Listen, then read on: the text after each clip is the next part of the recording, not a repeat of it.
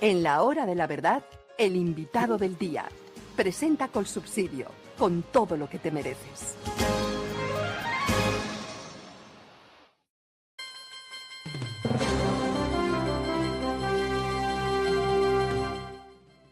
Como se los habíamos anunciado a ustedes, está con nosotros el senador por el Partido Cambio Radical, Comisión Primera del Senado de la República y vocero del Partido Cambio Radical, Carlos Fernando Motoa, a quien le damos los buenos días, y se puede decir que son buenos días en medio de esta situación tan compleja que está viviendo y que ha vivido el departamento del Valle y el norte del Cauca. Senador, bienvenido a la Hora de la Verdad. Muchas gracias por atendernos. Dimar, muchas gracias por la invitación, a usted, al equipo técnico y por supuesto a los seguidores de tan importante medio de comunicación. Senador, ¿qué es esto? ¿Qué está ocurriendo en el departamento del Valle? De verdad es aterrador cada imagen, cada situación. Se habla de más de 8 personas asesinadas en el marco de una escalada violentísima de los terroristas de las FARC. ¿Qué puede contarnos usted de lo que ha venido viendo, usted que está en primera línea, reportando lo que está pasando y por supuesto tomando nota, porque usted como senador tiene una gran tarea para su departamento?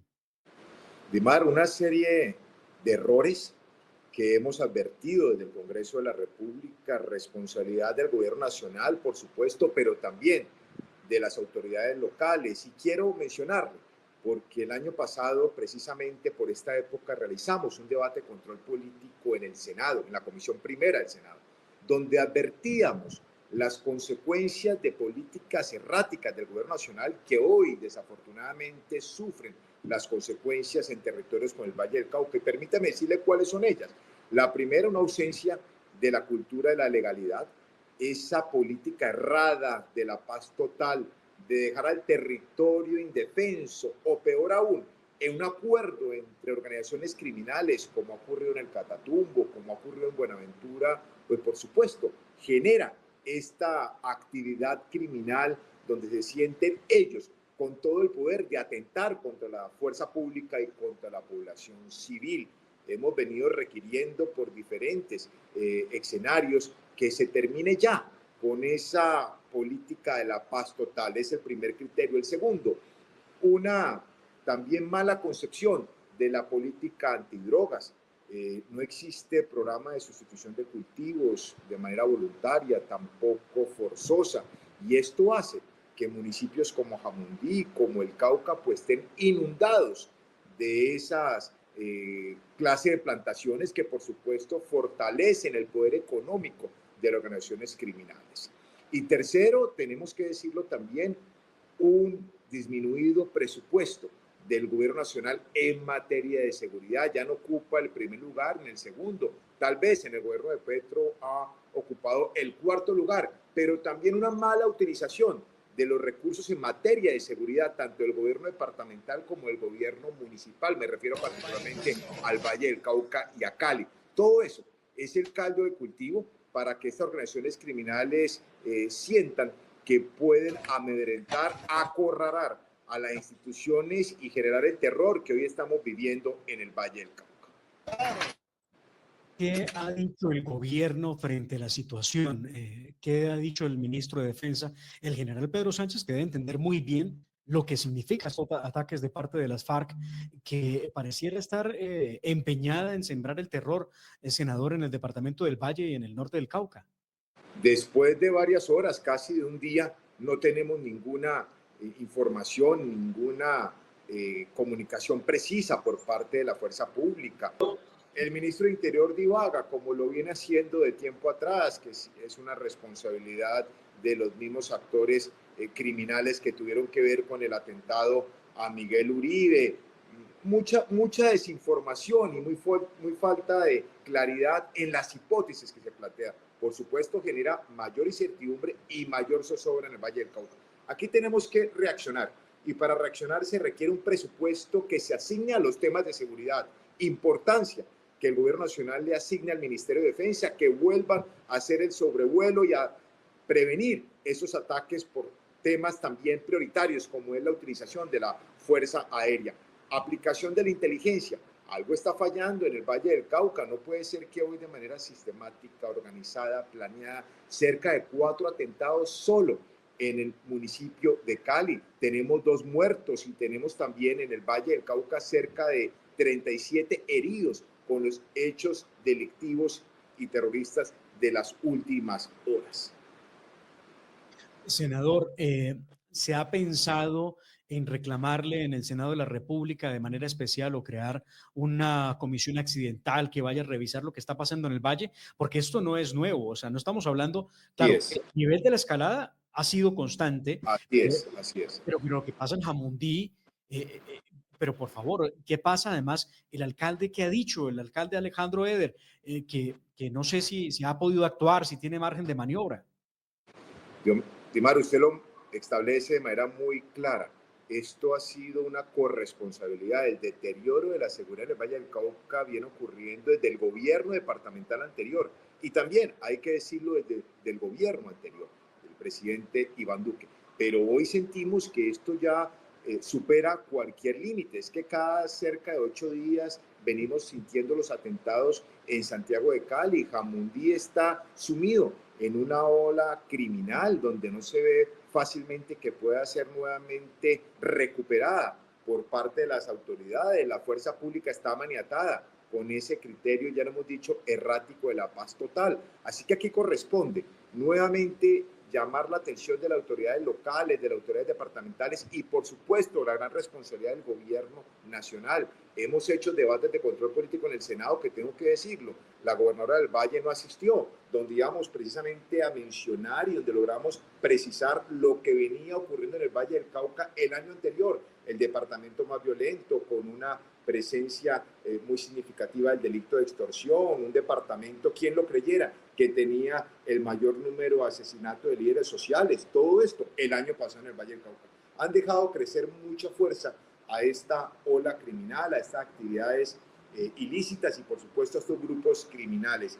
Y hemos presentado también, Dimar, en épocas anteriores mociones de censura al ministro de Defensa. Usted recordará, tal vez en 2 oportunidades, donde partidos políticos en ese momento pues negaron esa posibilidad. Y yo pienso que hoy nos convoca a los vallecaucanos nuevamente iniciar esos debates y presentar también las mociones de censura, porque no podemos seguir esperando a que el gobierno no actúe, a la omisión, a que sea indolente con una situación dramática que vivimos en el Valle del Cauca. Por eso, si de control político se requiere, se necesita, pues estamos prestos a presentar esa iniciativa, esa propuesta de un debate de control político serio que lleve a mociones de censura a los ministros respectivos.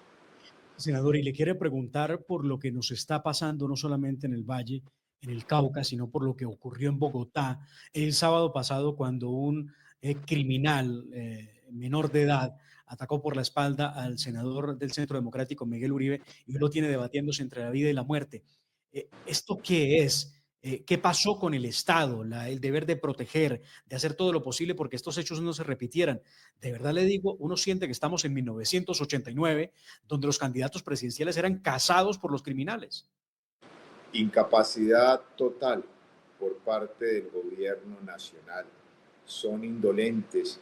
El director de la UNP en repetidas ocasiones ha tenido reunión con los partidos políticos, le hemos presentado las necesidades en materia de seguridad, los requerimientos y simplemente no proceden, no les importa, no les interesa y lastimosamente también ese hostigamiento, ese acoso, esas acciones bélicas del gobierno nacional, del presidente, de su ministro contra los senadores de la República, contra la oposición, pues ha desencadenado en ese atentado a un gran líder como lo es Miguel Uribe. Aprovecho la oportunidad para manifestar solidaridad, apoyo a su familia, a sus seguidores y por supuesto al partido que él pertenece, al Centro Democrático. Seguimos en la tarea de denunciar, de alertar esas acciones erráticas del gobierno nacional, pero sí nos sentimos cada vez más solos por parte de esa protección que el Estado debe dar a la oposición. Esas garantías que hoy no existen, por eso ayer no fuimos o no participamos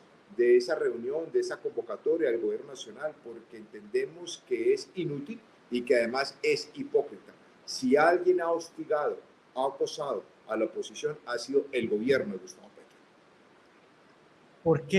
¿Por qué surge la idea de sentarse en la mesa de garantías electorales y por qué no pensar en que era posible sentarse a ver si de pronto había alguna idea que pudiera servir, porque debo decirlo también, senador, uno esperaba del presidente de la República el sábado en la noche, después de ocurrido la tragedia de Miguel Uribe, que diera mensajes claros y contundentes para resguardar la seguridad de ustedes que son oposición, porque usted es partido de oposición. De acuerdo, Dimar, la salida del presidente televisada el día sábado fue, digamos, muy falta de empatía, pero también de conexión de lo que el país quería oír.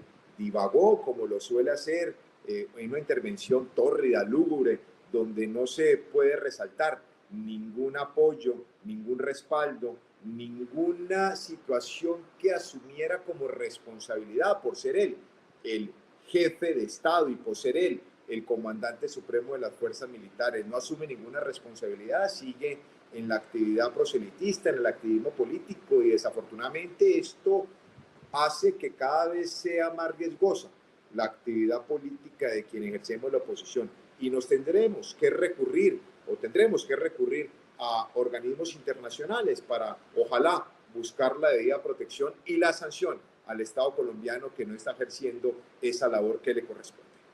Le pregunto por último, ¿cuál será la suerte que corra la reforma laboral que ustedes tienen que votar seguramente esta semana y la famosa consulta popular? Porque es que aquí son tantos temas al tiempo que de verdad la gente se pierde fácilmente. Pero ¿usted cómo ve las cosas en el Senado de la República para ambas iniciativas? La consulta popular, por sensatez, por coherencia del Senado, debe ser nuevamente negado en el trámite. Y esperemos que eso se realice el jueves de esta semana, o si no, inmediatamente el día lunes o martes de la próxima semana como tiempo máximo. Y la reforma laboral que fue aprobada por la Comisión Cuarta tendrá que ser discutida. Empezamos el debate ya en la plenaria del Senado. Tendrá que tener modificaciones, por supuesto, porque no se puede permitir que el empleo que hoy se ha generado se convierta en más informalidad o más pérdida de empleo, con unas propuestas que definitivamente van en contravía de los microempresarios que generan cerca del 80% del empleo formal en el país. Ahí tendremos que dar las discusiones, tenemos que dar los debates y no sentirnos amenazados por la presión indebida del gobierno nacional. Senador de Cambio Radical, Carlos Fernando Motoa, muchísimas gracias por acompañarnos en la hora de la verdad. No, muchas gracias por la oportunidad, muy complacido de estar en este medio de comunicación, y sea también el momento para presentar mi respeto a quien ha sido un medio de comunicación objetivo, imparcial, y que llama también la atención y pone las alertas sobre los temas de orden público y de seguridad que tanto preocupa a los colombianos. Muchas gracias. Gracias, senador.